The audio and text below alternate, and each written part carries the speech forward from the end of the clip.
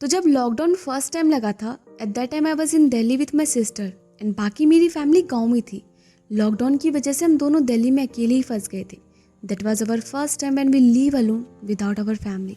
Lockdown ने ना काफ़ी कुछ सिखा दिया था एंड काफ़ी सारी मेमोरीज भी दी। उन्हीं में से एक मेमोरी आज मैं आपके साथ शेयर करती हूँ।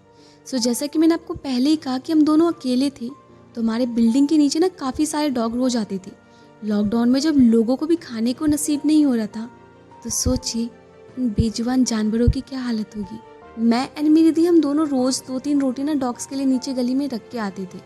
सो एक बार ना एक डॉग हमारी बिल्डिंग में रोज़ आ जाता एंड प्रॉब्लम ये थी कि उस डॉग से बहुत ज़्यादा स्मेल आती थी। तो बिल्डिंग के बाकी लोग जो उस बिल्डिंग में और बाकी किराएदार थे ना, वो उसको बार बार भगा देते, फिर भी वो हमारी सीढ़ियों पे आ जाता। एंड क्योंकि मैं और मेरी बहन अकेले रह रहे थे, तो हम अपने घर के दरवाज़ा ना बहुत कम खोलते थे। एंड क्योंकि गली में बहुत सारे डॉग थे, तो हमें ये लग रहा था कि क्या पता वो डॉग जो है वो किसी नाले वाले में गिर गया होगा, इसकी वजह से वो स्मेल कर रहा है, तो हम इग्नोर कर रहे थे।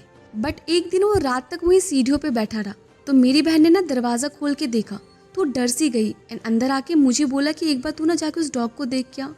अब जब मैं उस डॉग को देखने गई ना, तो उसकी गर्दन पे बहुत ज़्यादा घाव थे एंड उन घाव में कीड़े पड़ चुके थे, उसी से स्मेल आ रहा था।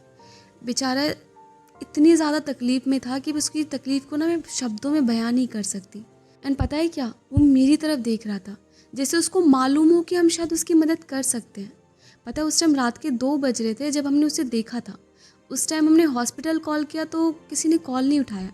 हमने सोचा सुबह शायद एम्बुलेंस आ जाए, तो हमने उसे ना जैसे तैसे करके अपने बाथरूम में बंद कर दिया ताकि वो वहाँ से भाग ना सके। सुबह एम्बुलेंस को कॉल करके उस बेचारे को हॉस्पिटल ले गए एंड जब तक वो ठीक होकर वापस नॉर्मल नहीं हो गया, तब तक हमने अपनी तरफ से पूरी कोशिश की कि हम उसका पूरा ध्यान रख सकें।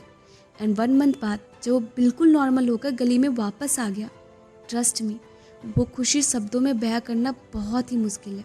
आई नो मैंने कुछ बड़ा काम नहीं किया उसकी मदद करके, बल्कि ये मेरी खुशकिस्मती है कि भगवान जी ने मुझे उस लायक समझा जिससे मैं उसकी थोड़ी सी मदद कर पाई। एंड सच कहूँ तो जब भी मैं किसी की मदद करती हूँ ना, तो एक्चुअली वो मैं खुद की मदद कर रही होती हूँ। क्योंकि जब मैं किसी को देखती हूँ ना जिसकी मैं मदद कर सकती हूँ पर मैं वो नहीं कर पा रही, तो पता नहीं क्यों मुझे सुकून नहीं मिलता, रातों को नींद नहीं आती। सो इनडायरेक्टली मैं किसी की हेल्प करके खुद की ही हेल्प कर रही होती हूँ। कई बार गुस्सा भी आता है कि मुझे ये सारी चीज़ें क्यों दिखाई देती है। खैर, मुझे बस यही बताना है कि पता है, चाहे इंसान हो या जानवर, वो मदद भी उन्हीं से मांगते हैं जिनसे उन्हें उम्मीद होती है।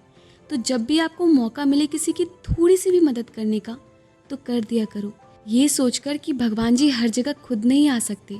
शायद इसलिए भगवान जी ने उनकी हेल्प करने के लिए आपको चुना है।